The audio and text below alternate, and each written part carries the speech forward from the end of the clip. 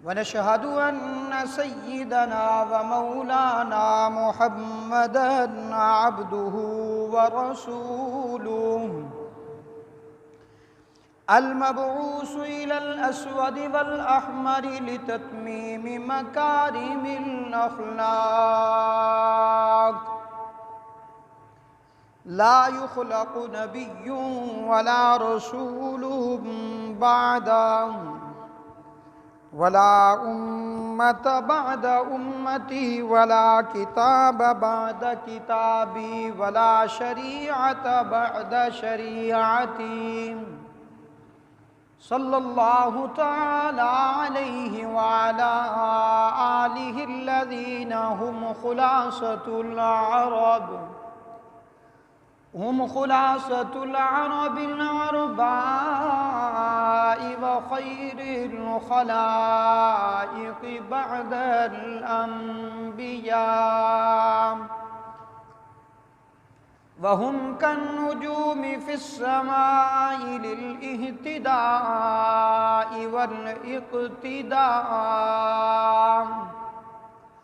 वहुम मफातिहुर रहमति व मसाबिहुल गुरर अऊज़ु बिल्लाहि मिनश शैतानिर रजीम बिस्मिल्लाहिर रहमानिर रहीम लक़द मन्नल्लाहु अलल मुअ्मिनीना इज़ बअस फ़ीहिम रसूलन मिन अनफुसिहिम यतलू अलैहिम आयातिही व युज़क्कीहिम व युअल्लिमुहुमुल किताब वल हिक्मा व इन कानू मिन क़ब्लु लफ़ी ज़लालिम मुबीन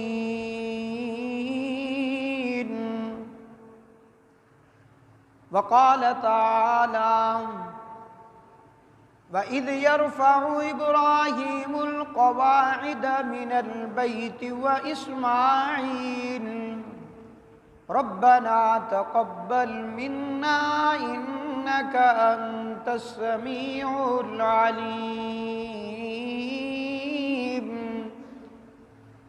रब्बना वजअलना मुस्लिमैनि लक व मिन ज़ुर्रिय्यतिना उम्मतन मुस्लिमतन लक व अरिना मनासिकना व तुब अलैना इन्नका अंतत तव्वाबुर रहीम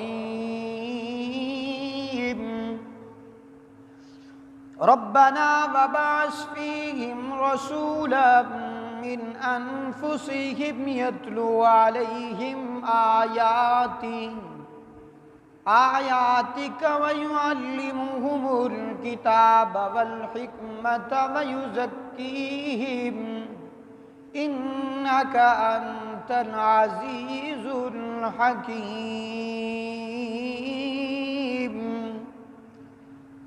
वक़ाल तआला फ़िल क़ुरआनिल मजीद वमा अर्सलनाका इल्ला रहमतल लिल आलमीन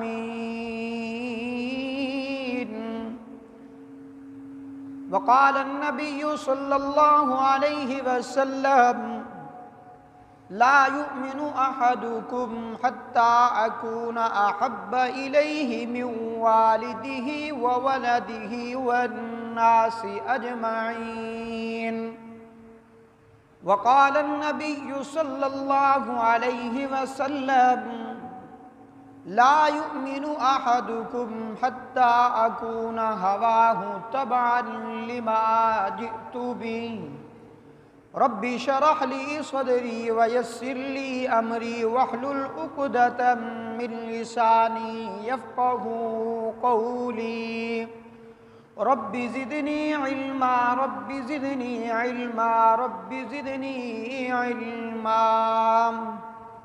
दरूद पाक पढ़ लीजिए। अल्लाहुम्मा सल्लि अला मुहम्मद व अला आलि मुहम्मद कमा सल्लैता अला इब्राहीम व अला आलि इब्राहीम इन्नका हमीदुम मजीद।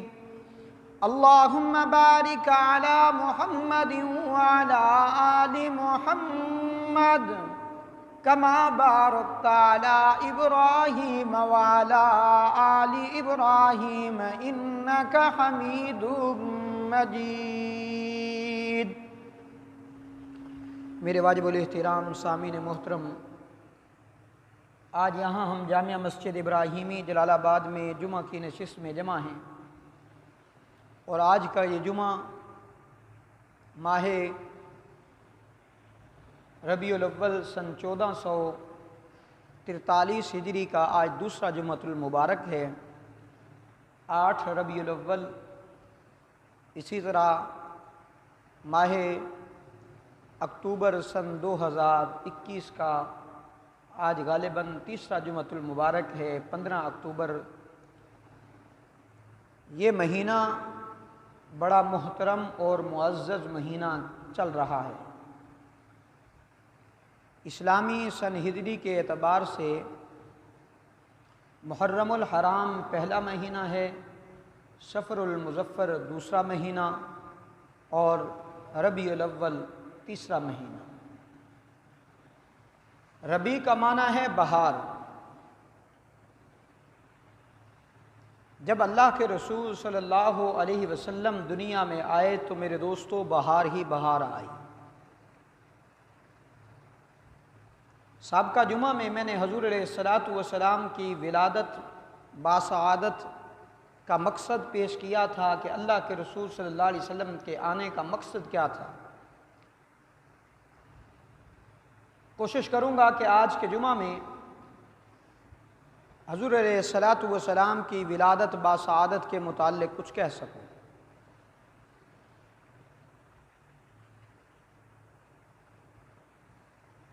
हजूर अलैहिस्सलातु वस्सलाम हज़रत जनाब इब्राहीम खलीलुल्लाह की दुआ का समरा है। कौन इब्राहीम, कौन खलीलुल्लाह, जिन्होंने अल्लाह रब्बुल आलमीन के हुक्म को माना, एक नहीं, जो हुक्म आता उसको मानते चले जाते। फिर रब्बुल आलमीन का हुक्म हुआ, मेरे खलील, मेरे दोस्त, अब बैतुल्लाह की तामीर करिए। बैतुल्लाह की तामीर से जब फरागत हासिल कर ली, बाप बेटे ने बैतुल्लाह को बनाने के लिए अल्लाह रब्बुल आलमीन ने बाप बेटे का इंतखाब किया। और फिर बाप बेटा भी कौन, बाप भी नबी, बेटा भी नबी। बाप ने मिस्त्री का काम सरंजाम दिया और बेटे ने मजदूर का काम सरंजाम दिया।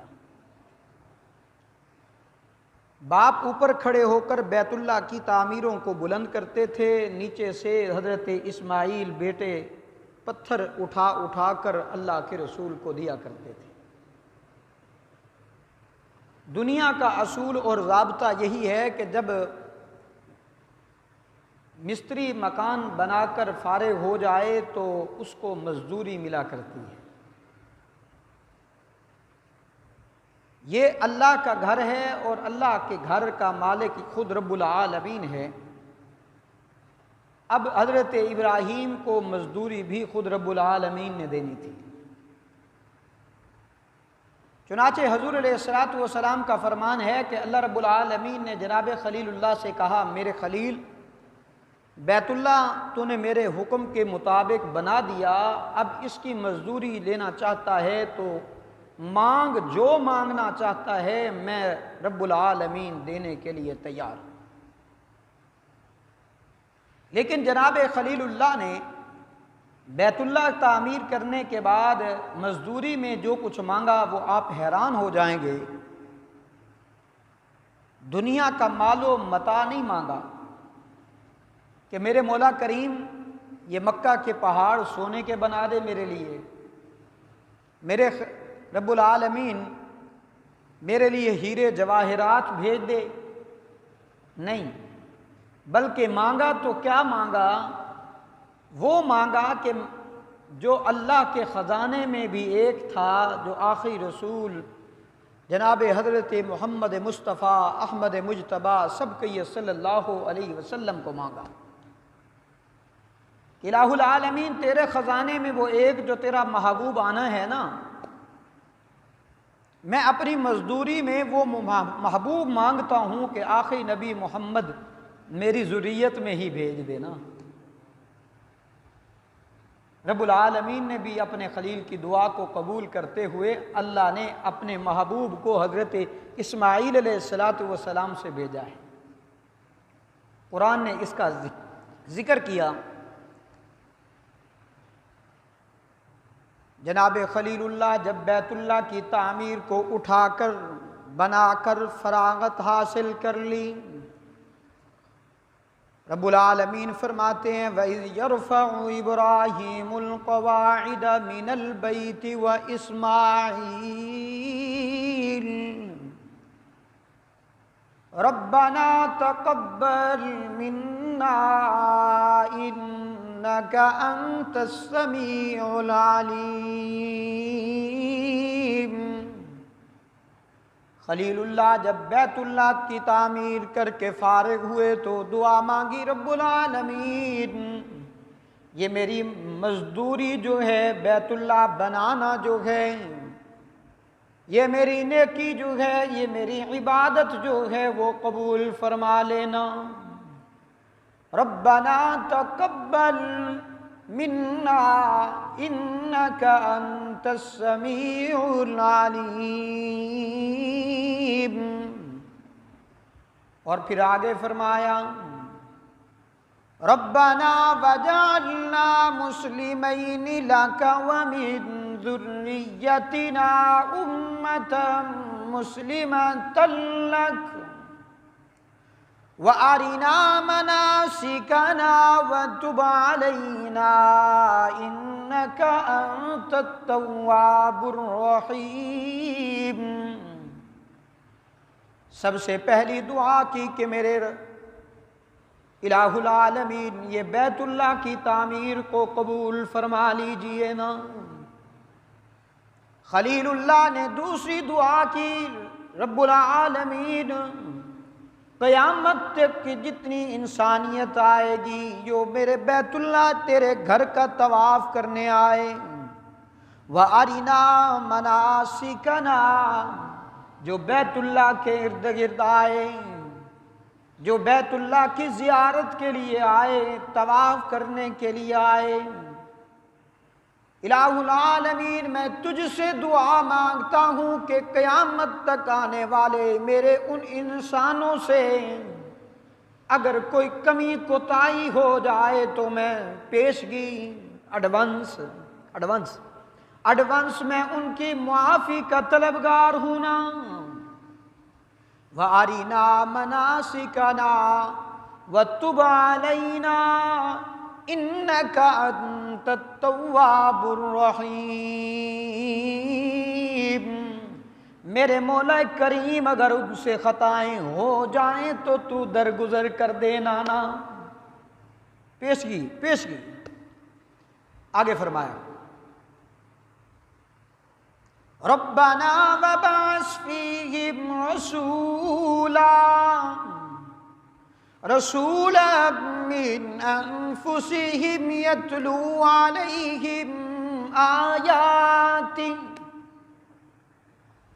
इलाहुल आलमीन मैं देखता हूँ कि जो तेरा आखिरी रसूल आएगा, जो तेरा आखिरी नबी आएगा, मोहम्मद होगा ना सल्लल्लाहु अलैहि वसल्लम, वो मांगता हूँ ना वो मेरी ज़ुर्रियत में से भेज देना। रब्बना वबअस फीहिम रसूला मिन अनफुसिहिम, वो मेरे में से भेज देना ना। आगे फरमाया खलीलुल्लाह ये क्यों मांगता है, आखिरी रसूल क्यों मांगता है। खलील ने कहा रब्बुल आलमीन मैंने बैतुल्लाह तो बना दिया, अब इसमें मुअल्लम बनाकर तू ही भेजने वाला है ना। जो आखिरी रसूल आएगा मैं उसी को मांगता हूं ना। वयुअल्लिमुहुमुल किताब, वो इस बैतुल्ला तेरे घर में, ये घर तेरा है, बनाया मैंने है, अब इसको आबाद करने वाला भी मोहम्मद भेज देना। वयुअल्लिमुहुमुल किताब, जो यहाँ पर किताब की तालीम दिया करे ना। वयुज़क्कीहिम, तज़किया नफ्स करे के लोगों को शिर्क व बिदात, शिर्क से पाक कर देना। वयुअल्लिमुहुमुल किताब वल हिकमा, और हिकमत और दानाई भी सिखाए। यहाँ पर यहाँ हिकमत कुरान से ने हिकमत का जुमला बोला है, लफ्ज़ बोला है। इस हिकमत से मुराद ये हिकमत नहीं जो आजकल हमारे यहाँ चली आ रही है, ये हिकमत नहीं है। इस हिकमत लफ्ज़ से मुराद दानाई है, समझदारी है। तो बहरहाल ये खलीलुल्लाह ने दुआ मांगी तो रब्बुल आलमीन ने अपने खलील की दुआ को कबूल करते हुए आप सल्लल्लाहु अलैहि वसल्लम को हज़रत इस्माईल अलैहिस्सलातु वस्सलाम की ज़ुर्रियत से भेज दिया। तफसील में नहीं जाना चाहता, सब सारा वक्त इसी पे न भीज जाए। मैं आप सल्लल्लाहु अलैहि वसल्लम की विलादत के करीब आता हूँ। जनाब सय्यदा आमना का जब निकाह हो गया हज़रत अब्दुल्ला से, हज़रत अब्दुल्ला की उम्र उस वक़्त 18 साल और सय्यदा आमना की उम्र उस वक़्त 16 साल। 16 और 18, अंदाज़ा कीजिएगा कितनी उम्र है। हुआ यूँ कि हज़रत आमना का जब निकाह हो गया तो अल्लाह ने हज़रत आमना के बतन में हजूर अलैहिस्सलातु वस्सलाम को भेज दिया। जिस नबी का इंतज़ार था ना, अल्लाह ने उसको हज़रत आमना के बतन से भेज दिया। फिर ऐसे नहीं भेजा मेरे दोस्तों, मैं अगर तफसील करूं तो बात लंबी हो जाएगी। सिर्फ एक वाक़या जिक्र करता हूं कि मेरे महबूब के आने से पहले हालात बड़े मुश्किलात में गुजरे थे। मेरे महबूब के वालिद गिरामी हज़रत अब्दुल्ला का निकाह जब 18 साल की उम्र में हुआ, उसके बाद शादी के कुछ माह के बाद सब ने फैसला किया कि अब्दुल्ला को अब जाना चाहिए, सफ़र तिजारत कर ले, सफ़र तिजारत पर जाना चाहिए। हज़रत अब्दुल्ला सफ़र तिजारत के लिए जाते हैं। जब वापस आए तो रास्ते में तबीयत ख़राब हो गई। मदीना के करीब पहुँचे तो हज़रत अब्दुल्ला के ससुराल जो थे वो मदीना के रहने वाले थे। जब उन्होंने देखा कि हज़रत अब्दुल्ला की तबीयत इतनी ख़राब है कि हज़रत अब्दुल्ला चल नहीं सकते, उन्होंने फ़ैसला किया कि हम हज़रत अब्दुल्ला को अब घर वापस अभी नहीं जाने देंगे जब तक ये सेहत याब ना हो जाए। लेकिन कुदरत को कुछ और मंजूर था कि हज़रत अब्दुल्ला को सेहत तो ना मिली। उसी मर्ज में हज़रत अब्दुल्ला दुनिया से चले गए। सैयदा आमना कहती हैं कि जब मेरे बतन में मेरा ये बेटा नहीं आया था तो हालात कुछ यूं थे। मैं अगर पहाड़ों पे कदम रखती तो मेरे कदम सूज जाया करते थे। मैं अगर यूं चलती थी तो कभी मैंने नहीं देखा कि मेरे ऊपर बादलों ने साया किया हो, कभी नहीं देखा था। मैंने सारी जिंदगी ये मुश्किलात में गुजारी, लेकिन जब मेरा बतन में मेरा बेटा मोहम्मद आया तो हालात बदलते नजर आए। फरमाती हैं कि अब मैं जब तपती धूप पे चलती हूं तो बादल मेरे ऊपर साया करते थे ना। फरमाती हैं कि जब मैं पत्थरों पर कदम रखती थी तो पत्थर मेरे लिए मोम हो जाया करते थे। फरमाती हैं कि जब मैं बकरियों को चराने के लिए जाया करती थी तो सारा दिन बकरियां मेरा चेहरा तकती रहती थी, शाम को दूध भी पूरा दे दिया करती थी। फरमाती हैं कि जब ये मेरा लाल मेरा बेटा मेरे बतन में आया तो हालात मैंने बदलते देखे ना। मैं दरख्तों से दरख्तों के पास से गुजरती हूं तो दरख्त भी मुझे सलामियाँ पेश करते हैं ना।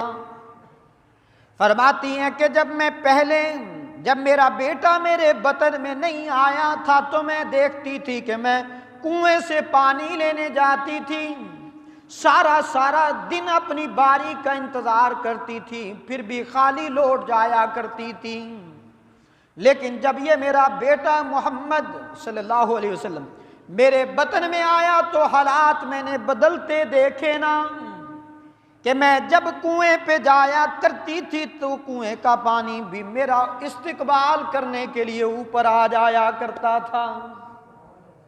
सहेलियां भी कहती थी आमना हमें भी साथ ले जाया कर, हमें भी साथ ले जाया करना, हमने भी अजीब मंजर देखे हैं, हम जब तेरे साथ जाती हैं तो पानी जल्दी मिल जाता है ना, लेकिन जब हम अकेली जाती हैं तो सारा दिन इंतजार करना पड़ता है, फिर भी पानी बड़ी मुश्किल से कुछ मुहैया मिलता है ना। अम्मा आमना कहती हैं कि मैंने ये देखा कि जब मेरे बतन में मेरा बेटा आया तो हालात मैंने बदलते देखे कि मेरे बतन से और मेरे घर से मुझे खुशबुएं महसूस होने लगी। और हजरत अब्दुल मुत्तलिब से भी किसी ने कहा, एक दिन हजरत अब्दुल मुत्तलिब बैतुल्लाह में बैठे हैं, मक्का के कुछ लोग आए और आकर कहने लगे, अब्दुल मुत्तलिब ये बात अच्छी नहीं है कि तेरी बहू अभी बेवा है ना, अभी तेरे बेटे का इंतकाल हुआ है, चंद माह ही तो गुजरे हैं ना, और हमने सूंघा है कि तेरी बहू से बड़ी उम्दा खुशबू आती है, हालांकि वो बेवा है, उसको ख्याल करना चाहिए ना। हजरत अब्दुल मुत्तलिब घर आते हैं, आकर अपनी इस बेटी हजरत आमना को बुलाया और बुलाकर करीब बिठाने के बाद अपना शिकवा किया, बेटा मक्का वाले मुझे कुछ शिकायत करते हैं ना, वो कहते हैं कि तेरी बेटी अभी बेवा हुई है, तो हमने सूंघा है कि वो बड़ी उम्दा खुशबुएं लगाती है। बस ये कहना था तो हजरत आमना की आंखों से आंसू बह निकले। कहा, अब्बा जान मैं बड़े अजीब मंजर देख रही हूं कि आप तो एक खुशबू की बात करते हैं, मैं तो जहां से गुजरती हूं मुझे तो यूं महसूस होता है कि हजर शजर दरख्त तक मुझे सलामियां पेश करते हैं, और जब से ये मेरे बतन में तुम्हारा यानी लाल आया है मैं बड़ी उम्दा खुशबुएं महसूस करती हूं। और फिर यहां तक बस नहीं, हजरत आमना कहती हैं जब से ये बेटा मेरे बतन में आया तो मैं ख्वाब में हजरत मरियम की भी ज़ियारत करती हूँ, हजरत आसिया की भी ज़ियारत करती हूँ, कई अंबिया अलैहिस्सलातु वस्सलाम की मुझे ख्वाब के अंदर ज़ियारतें हुई हैं। बहरहाल फिर वो दिन भी आ गया, सैयदा आमना के घर में रब्बुल आलमीन ने अपने महबूब को भेजना था। सैयदा आमना कहती हैं कि फिर वो दिन भी आ गया कि मेरा लाल, मेरा लख्ते जिगर, मेरा आंखों का नूरे नजर अब्दुल्ला का यतीम जिस शब में पैदा हुआ तो मैंने अजीब मंजर देखे, मैंने अजीब मंजर देखे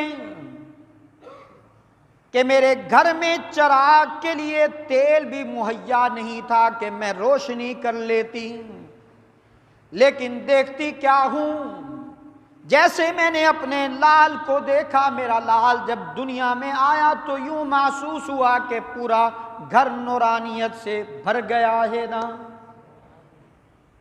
सैयदा आमना कहती हैं मैंने बड़े बड़े अजीब मंजर देखे, और इधर सैयदना अब्दुल मुत्तलिब मेरे महबूब के दादा जान फरमाते हैं, जिस शब मैंने वो कहते हैं कि मैंने देखा जिस शब मेरे घर में, अब्दुल्ला के घर में, मेरे बेटे के घर में रब्बुल आलमीन ने जब इस बेटे को भेजा तो मैंने देखा कि बैतुल्लाह में 360 बुतों को देखता हूं कि वो सजदा रेज हुए नजर आते हैं। इधर ये मामला पेश आया तो उधर अरब के यहां रिवाज था कि जब बेटा पैदा होता तो लोग उसको लोग भेज देते थे दाइयों के हाथ कि वो देहातों में जाकर इसकी परवरिश करेंगे। हजरत हलीमा सादिया, वाह तेरे मुकद्दर पे कुर्बान जाओ। हजरत हलीमा कहती हैं कि मैं वहां से निकली, मेरी सवारी कमजोर थी, लागर थी, मेरे साथ वाली कमोपेश 9 दाइयां थी, जिनके पास जो सवारियां थी वो उम्दा थी, मोटी थी, चलने वाली, भागने वाली थी ना। फरमाती हैं कि मैंने सोचा कि मैं इनके साथ जाऊं और जाकर मैं भी मक्का से कोई बेटा लेकर आऊं जिसकी परवरिश करूं, और फिर मुआवजा मिलता था उनको। चलते चलते रास्ते में दाएं कहने लगी, हलीमा तेरी सवारी, तेरी ऊँटनी बड़ी कमजोर है, देख ये व्यापार की बात है कि हम भी रोजी के लिए जा रही हैं, तू भी रोजी के लिए, लेकिन तेरा इंतजार तो नहीं कर सकते ना, हम तो जा रहे हैं। हलीमा पीछे है और सारी दाइयां आगे निकल गईं। हजरत हलीमा कहती हैं कि मेरे दिल में ख्याल आया कि ये जो जा रही हैं मक्का से, ये तो बच्चे लेकर वापस आने वाली होंगी ना, मैं तो भी रास्ते में हूं ना। दिल में ख्याल आया कि हलीमा तुझे कहां कोई बेटा किसी का मिलेगा। कहती हैं इतने में मेरे दिल में एक बात आई कि हलीमा परेशान होने की बात क्या है। सीधा बैतुल्लाह में जाती हैं। दिल में ख्याल आया कि क्यों ना उसके दरवाजे पे जाऊं ना, जिसके दरवाजे पे मोटे हुरूफों से लिख दिया गया, वइज़ा सअलका इबादी अन्नी फइन्नी करीब उजीबु दावतद दाई इज़ा दान फल्यस्तजीबू ली वल्युमिनू बी लअल्लहुम यरशुदून। हलीमा कहती हैं कि मैं सीधा बैतुल्लाह में गई, वहां जाकर मैंने रब्बुल आलमीन से इल्तिजा की, इलाहुल आलमीन मेरे मुश्किल कुशा, मेरे हाजत रवा, मेरे रोजी के मालिक, मुझे रोजी चाहिए ना। कहती हैं कि मैं वहां से निकली बच्चा तलाश करने के लिए। मुझे किसी ने बताया कि फुलां घर में, आमना के घर में बेटा हुआ है। सैयदा हलीमा कहती हैं कि मैं वहां से चली और हजरत आमना का दरवाजा बजाया। इतने में मैंने देखा कि हजरत आमना आई हैं। मैंने पूछा बच्चा है घर में? दाई हूं, बच्चा लेने आई हूं ना।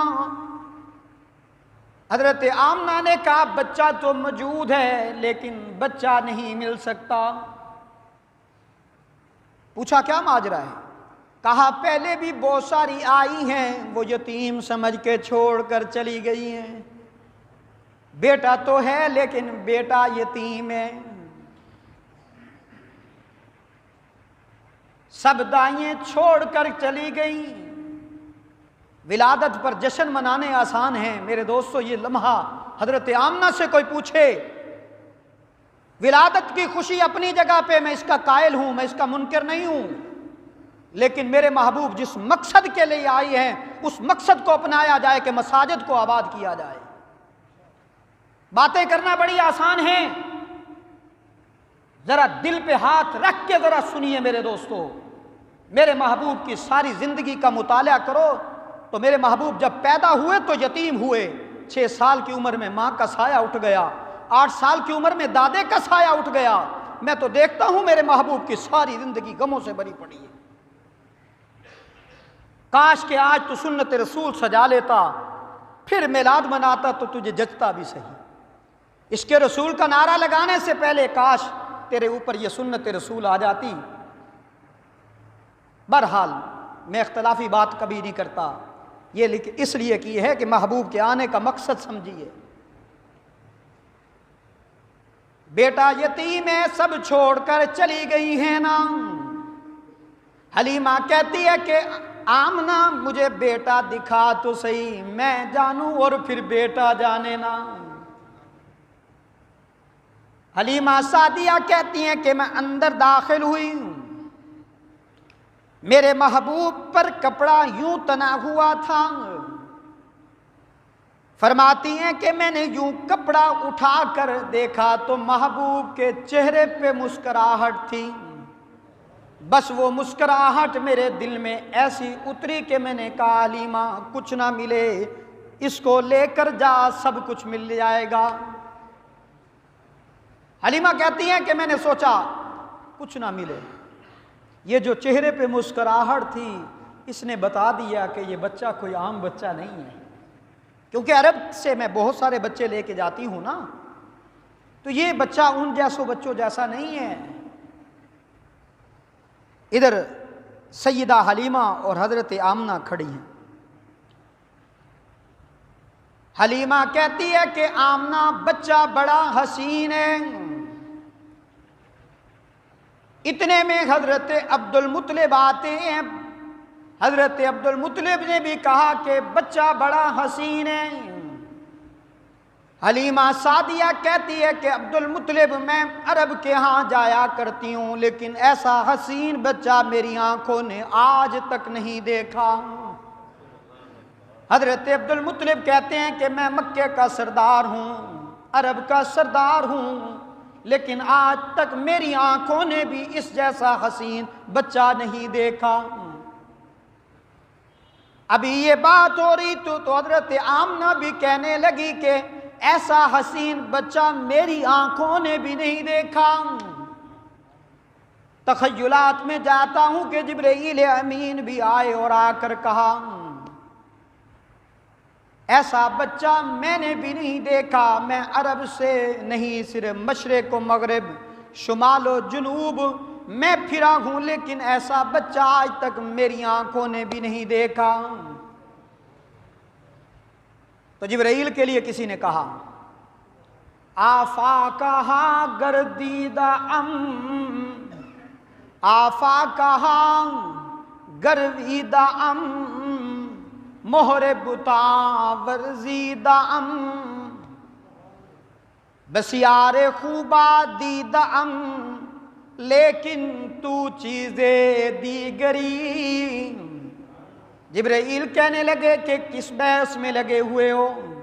मैं मशरिक से मगरिब, शुमाल से जुनूब, आदम से ईसा तक तमाम अंबिया के पास गया हूँ।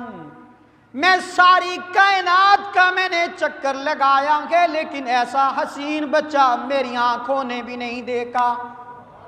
रब्बुल आलमीन ने भी फरमाया, ना तखय्युलात में जाता हूँ, रब्बुल आलमीन ने भी फरमाया आमना तू भी अपनी जगह पे ठीक है, अब्दुल मुत्तलिब तू भी ठीक कह रहा है, हलीमा तू भी ठीक कह रही है ना, जिब्रील तू भी ठीक कह रहा है, लेकिन फिर मेरी भी तो सुनो ना।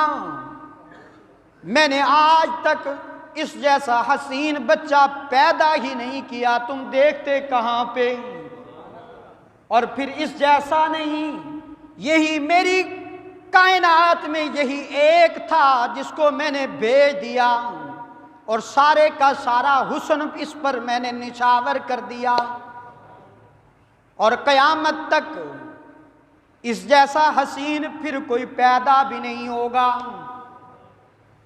हसीना जमीला दा मुंह मोड़ दिता, हसीना जमीला दा मुंह मोड़ दिता, मुहम्मद बना रब कलम तोड़ दिता। सुभान अल्लाह कह दीजिए अगर हजूर की विलादत समझ आ रही है तो। इधर ये सारा मामला हो रहा है, बात तय हो गई ना हलीमा के साथ। सैयदा हलीमा ने अपने इस मोहम्मद को, बेटे को गोद में लिया सल्लल्लाहु अलैहि वसल्लम। सैयदा हलीमा ने गोद में लिया और अपने खामंद के पास चली गई। कहा कि बेटा तो ले आई हूं ना, लेकिन बेटा यतीम है। वाह हलीमा, तेरे मुकद्दर पे कुर्बान क्यों ना जाऊं। खामंद भी तो हलीमा का था ना। कहने लगा कि हलीमा यतीम है अपनी जगह, पर बेटा तो मिल गया है ना। जिस रब ने ये बेटा दिया, रिज़्क़ का मालिक भी वही है ना। चल घर चलते हैं। इतने में हजरत हलीमा के खामंद आगे बैठते हैं, हलीमा सादिया पीछे बैठती है। महबूब को अपनी गोद में लिया, सवारी को चलाना चाहते हैं लेकिन सवारी नहीं चलती। फिर उठाया, चलाने की कोशिश की लेकिन सवारी ने माजरत इख्तियार कर ली। तीसरी मर्तबा फिर उठाया लेकिन सवारी ने चलने से माजरत कर ली। इतने में हलीमा के खामन के दिल में बात आई, दिमाग में ये बात इल्का हुई, जिस महबूब को मैंने पूरी कायनात का इमामुल अंबिया बनाया है, तुम उसको पीछे बिठा कर जा रहे हो, जरा गौर तो करो ना। वो कहने लगा, हलीमा मुझे यूं महसूस होता है कि तू बच्चे को आगे लेकर तू बैठ, मैं पीछे बैठता हूं। बस इतने में हलीमा ने बच्चे को गोद में लिया। बस वो सवारी जो ना चल सकती थी, बीमार लागर थी, कमजोर थी ना, बस वो यूं तेज दौड़ी जैसे F-16 तैयारा जा रहा हो, और फिर तमाम उन सवारियों को, उन दाइयों को यूं क्रॉस करती जा रही है। वो दाइयां भी हैरान थी, हलीमा तेरी वही सवारी है, वही कमजोर लागर सवारी लगती है ना, समझ नहीं आती कि तू हमसे कैसे आगे निकल गई। हलीमा ने कहा कि देखो सवारी भी वही है, मैं भी वही हूं, मेरा खामद भी वही है ना, हम उसी तरह जिस तरह गए थे उसी तरह आए हैं, लेकिन जो सवार लेकर आई हूं वो इमामुल अंबिया है ना। बस ये सवार के सारे मामलात हैं। बस जब मैंने सवार को लिया तो सवारी तोड़ पड़ी। हलीमा तेरे मुकद्दर पे कुर्बान जाऊं। हलीमा कहती है कि मैं घर लेकर आई अब इस मोहम्मद अरबी सल्लल्लाहु अलैहि वसल्लम को। फरमाती हैं कि जब मैं घर आई तो मैं अपने घर में वो रौनकें देखने लगी जो पहले नजर नहीं आती थी। क्या देखती हूं कि बीमार कमजोर बकरी खड़ी है, बाकी भी कुछ बकरियां हैं। मैं देखती हूं कि उस बीमार कमजोर बकरी के थनों से दूध ऐसे महसूस होता है जैसे बहने वाला हो। हलीमा कहती है मैं हैरान हो गई और मैं समझ गई कि ये बेटा कोई आम बेटा नहीं है। हजरत हलीमा सादिया के हाँ मेरे दोस्तों, अल्लाह के रसूल सल्लल्लाहु अलैहि वसल्लम ने 4 साल तक परवरिश की है मेरे महबूब की, हजरत हलीमा ने। और इस 4 साल के दौरान में बहुत सारे वाक़यात आए हैं, लेकिन सिर्फ एक आधा वाक़या जिक्र करके मैं बात को ख़त्म करता हूँ, टाइम को बहुत हो चुका है। हजरत हलीमा कहती हैं कि मैं अपने इस लाल को, लख्ते जिगर को हमेशा जब भी दूध पिलाने के लिए अपनी गोद में लिटाती थी तो ये मेरा लाल, आमना का लाल, दाएं तरफ से दूध पीता था, बाएं तरफ से दूध नहीं पिया करता था। हजरत हलीमा मेरे महबूब के पास आई जब मेरे महबूब ने नबुव्वत का भी ऐलान कर दिया। तो एक दिन आती हैं और पूछती हैं, मोहम्मद सल्लल्लाहु अलैहि वसल्लम मुझे वो बात समझ नहीं आई कि बड़ी कोशिश मैंने की हमेशा कि तुझे मैं दूध अपनी दूसरी जानब से भी पिलाऊं, लेकिन तू दूसरी तरफ से नहीं पीता था। हज़रत मेरे पैगंबर ने फरमाया, मोहम्मद अरबी सल्लल्लाहु अलैहि वसल्लम ने फरमाया, मैं तो दुनिया वालों को हक दिलाने के लिए आया था ना हलीमा। मेरे दूसरा पिस्तान था, उस तरफ से मेरा भाई अब्दुल्ला दूध पिया करता था और एक दाएं तरफ से मैं पिया करता था। अगर मैं भी उस शीशे से दूध पीता तो फिर मोहम्मद इंसाफ करने वाला कैसे होता। तो बहरहाल मेरे दोस्तों, किसी शायर ने बड़े अजीब जुमले कहे। सहर का वक्त था, मासूम कलियां मुस्कराती थी, हवाएं खैर मकदम के तराने गुनगुनाती थी। अभी जिब्रील भी उतरे न थे काबे के मिंबर से कि इतने में सदा आई है अब्दुल्ला के घर से। मुबारक हो शहे हर दूसरा तशरीफ ले आए। मुबारक हो मोहम्मद मुस्तफ़ा तशरीफ ले आए सल्लल्लाहु अलैहि वसल्लम। मेरे महबूब रबी अव्वल में आए। कब आए भाई, बोलिएगा। रबी अव्वल में कब आए भाई? इस इख्तलाफ में नहीं जाना चाहता, 8, 9, 12 नहीं जाना चाहता, क्योंकि मैं इख्तलाफी बंदा नहीं हूँ। रबी अव्वल में आए। सुबहान अल्लाह। रबी माना बहार। इमाम शाफी रहमतुल्लाह अलैह ने रबी अव्वल के मुताल्लिक कहा, मेरे महबूब की शान में भी कहा, लिहाज़ शहरी फी इस्लामुन फज़लूम, लिहाज़ शहरी फिल इस्लामी फज़लुन, वमन की बतू तसौफु अला शुहूरी, रबीउन फी रबीइन फी रबीई, वनूरुन फौक़ नूरिन फौक़ नूरी। इमाम शाफी रहमतुल्लाह अलैह फरमाते हैं, आप और मैं कहते हैं रबीउल अव्वल आया तो बहार आ गई। इमाम शाफी फरमाते हैं, जब मेरे आका इस दुनिया में तशरीफ लाए तो एक बहार नहीं 3 बहारें आई हैं। कितनी बहारें आई हैं? 3 बहारें आई हैं। जब मैं देखता हूँ तो महीना भी रबीउल अव्वल का, मौसम भी रबी का, और जो खुदा आया है वो तो रबी ही रबी है ना। फिर सिर्फ रबी नहीं, फरमाते हैं कि नूर ही नूर। 3 नूरों की बात की है इमाम शाफी ने। कितने नूरों की? 3 नूरों की बात की है। फरमाते हैं कि जब महबूब इस दुनिया में तशरीफ लाए 3 नूर पेश हुए। वक़्त भी